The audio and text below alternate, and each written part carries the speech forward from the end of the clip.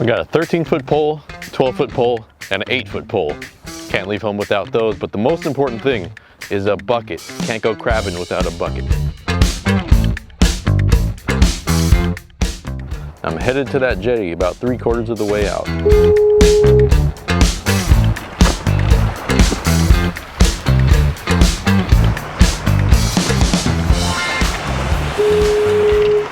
Just got to the crabbing spot and I see this seagull alive down here. It looks like it's got his wing trapped. I just don't think he has the leverage to get out. Let's see if I can help him get out. Come on, dude. Usually I don't like you guys. You got this, you got this, you got this, get out of there. Oh, you were surely dead if I didn't help you out. Come on, we're not done yet. You gotta get out. You gotta get all the way out.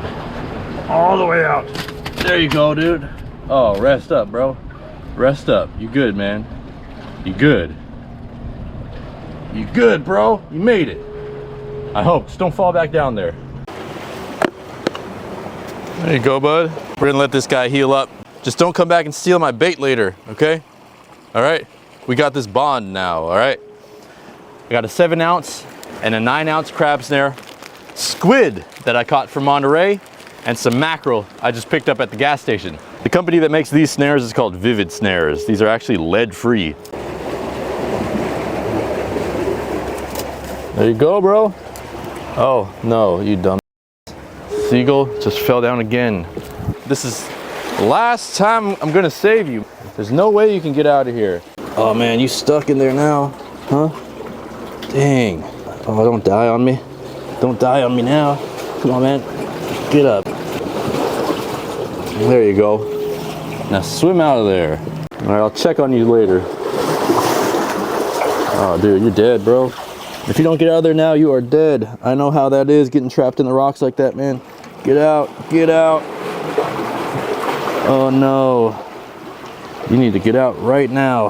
All right, I'm really gonna jump down there and save this dang seagull. Do not peck me. All right, that's for you. Eat it up. I'll check on you later. All right, this is the first snare going in with mackerel and squid. We got our seagull buddy there wondering what's going on. First cast.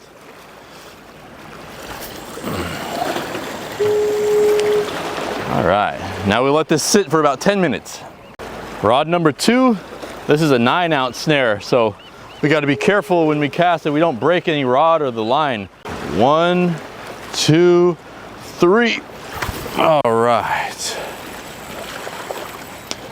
While those crab snares soak, I'm going to throw out this 20-gram jig and just see if I can catch a fish. You know, I know this is where a lot of beginner fishermen start, at the jetties, especially because it's free to fish here. Anybody can fish on one of these man-made jetties without a fishing license. If you're a first timer or you want to get into fishing and you come out to a jetty, focus close to the rocks. Because when they build these things, they usually build it on top of sand to break the water. And if you cast out more than 10 or 15 feet, it's all just sand. So unless you're going for a halibut or something like that, stay close and just fish the rocks with some bait. That's what I would recommend. All right, snare number 1. And just pull it up. Got something. Oh, dungeness or what? Whatever it is, it's heavy. All I want is constant tension. Constant tension. And it helps a lot to have this long rod because there's rocks down here and I can just lift it over the rocks if I need to. Yep, definitely one keeper. Oh yeah, first cast. One keeper. The other one is a female. Don't need that one. Nice. We're 1 for 1. Dungeness crab. For sure keeper, 6 inches. Number 1. Reset the snare, make sure all the loops aren't tangled. Make sure they're facing up. Any snare that you buy, just make sure that the loops stick up like that. That's going to increase your chances of catching crab. Let's check the next one. Get it tight and just start reeling it in, and we got another one. We got another one. It feels good too. It's not a race to get it up, it's just a race to keep it tight. We're 2 for 2. This one is huge. This one is huge. If you let any slack on these snares, then they open, okay? So you always want to keep that tension. Humongous Oh my gosh, I don't even think he's snared right now. It's huge though. I don't know, it's not snared at all. It's just tangled on the line. Oh, there's two of them, that's why. Oh my gosh. This one is humongous. I need to grab this before it gets off. Holy cow! This is a monster, and it's not even snared. This was the luckiest catch of crab I ever had, just tangled on the braid. Look at this one. This thing is humongous. This one is a keeper, but look at that one. That's 7 inches or so. Let's measure it. It's probably, yeah, 6 3/4. Got all the legs. The legs are hard. I'm gonna be eating this one soon. Oh wow, look at that. Hey, we're having a great day. See our seagull friend? Just hanging out. He made it. Good for him. So if you catch crab and you want to keep them alive for a long time, I'm talking about days, 3-4 days, you can get some salt water. That one on top better be careful, it's a little soft. So you got your bucket and your salt water. That's only half of the recipe to keep these crabs alive for 3-4 days. The next thing you need, something like this. This is the bubble box, and man, these things last forever. Got an aerator at the bottom, and what I do, I put a little bit of weight on the tube, and that keeps the aerator on the bottom. I put it in the water, it clips right to the side, and that alone will keep them alive for several days. And at the same time, I learned this from Ish with Fish. If you keep them alive like that, they purge themselves because they're not eating. The top will be filled with scum, and in a couple days, they'll be super clean. All right, let's see if we can go 3 for 3. Dude, crab snaring is so cool too because there's so much other things to do when you're crabbing. So when you're done doing that stuff, it's time to check the snare again. All right, pull number 3. Got something again. This feels pretty good too. Get it above the rocks close, but just keep it kind of slow. You know, just all you want is tension. All you want is that rod bent consistently. Oh, 2 small ones. 2 small ones. I'm gonna throw them back on the harbor side. So not really going into that much detail on how to crab snare. I actually did a whole video on that, a comprehensive guide to crab snaring. So if you want to know and learn about those little details that can improve your chances of success, go check that video out.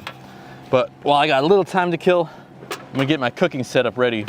I have a bird, not a seagull, but a duck. And we're gonna have duck crab fried rice.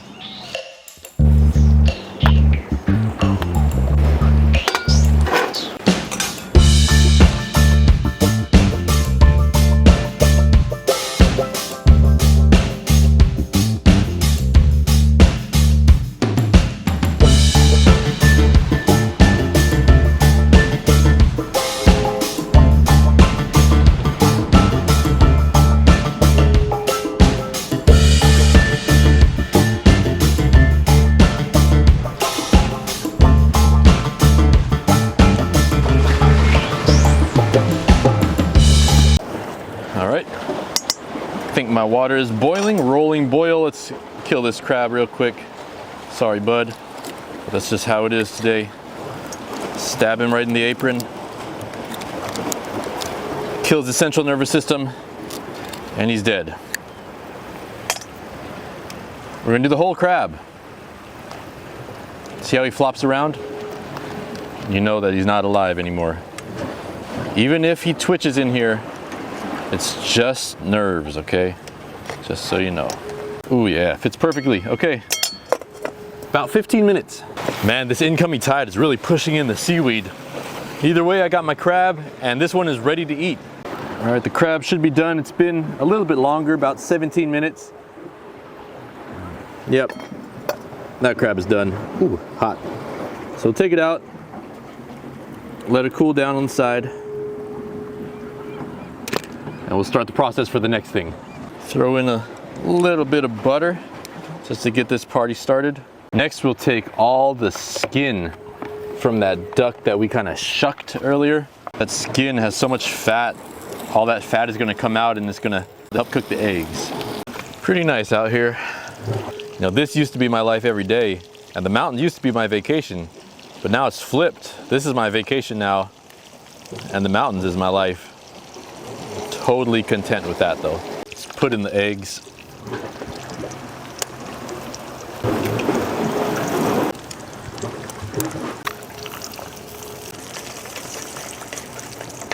All that oil kind of absorbs into the eggs and just gives it even more flavor. I keep the eggs separate from all the meat, and I let the eggs cook to about 80%.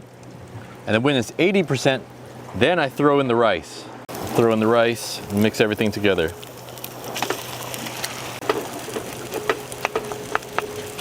Now I'll throw in the rest of the meat.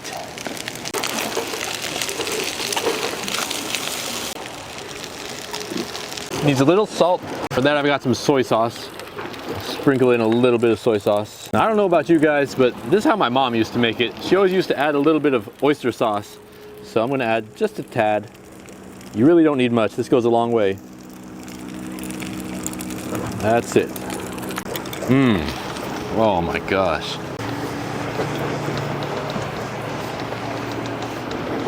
A little black pepper. Just makes everything come out, especially if there's a little bit of that sweetness from the duck and the oyster sauce. Just adding that pepper makes it, I don't know, it just brings it all together. Real simple though. Salt, pepper, soy sauce, oyster sauce. That's it. And egg. For this crab, I'm gonna take off the shell. For the body, I'm gonna take off the mouth, push that down.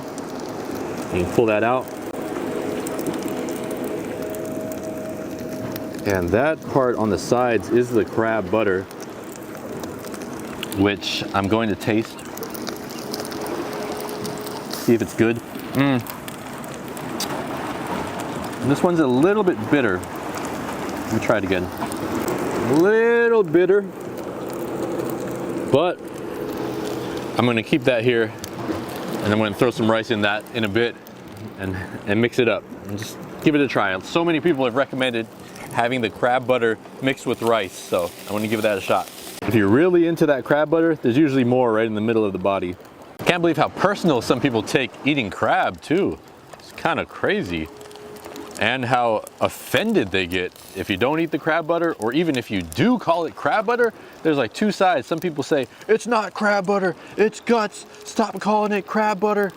Other people are like, how do you not eat that? You don't know what you're doing. You don't know what you're doing. Anyway, there's a little bit of crab butter in here. Boom, I'm gonna shake it into the rice. Oh yeah. I think we're good here as far as cooking goes.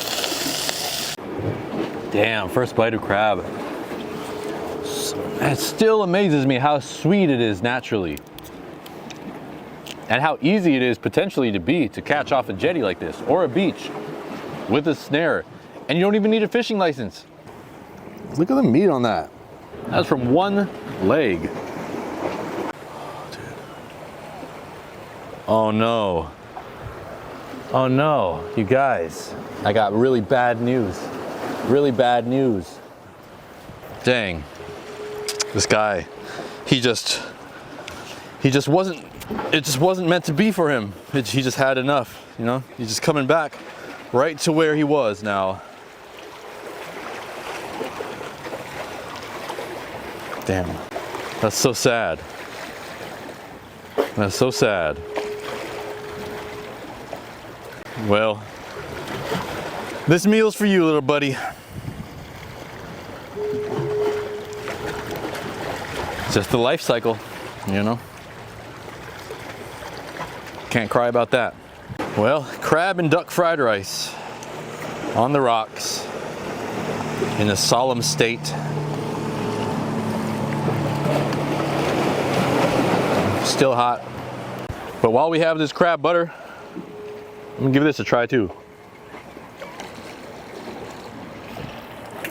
Super salty, dude. Super salty. So many of you have said that you love eating the crab butter with some rice, even though this is like fried rice. I'll give it a try. Let's see about this. I feel like this might be a little salty, too salty. Holy moly. That's so good, it's so savory. And some more duck. Holy cow, that's really good. that whatever that bitter taste is, like disappears when there's rice for some reason. Hey, all my white people or Spanish people or black people, when you go to a Chinese restaurant, do they always give you a fork? They always give me a fork. Damn, this is good. Wow, that was the first time I ever had rice with the crab butter, and it's delicious. It's like a 9 or 10 out of 10. It is so good. Anyway, for all the Bay Area people watching this, Crab Bite is on. Go out and get it while you can before the commercial opens and everything's gone.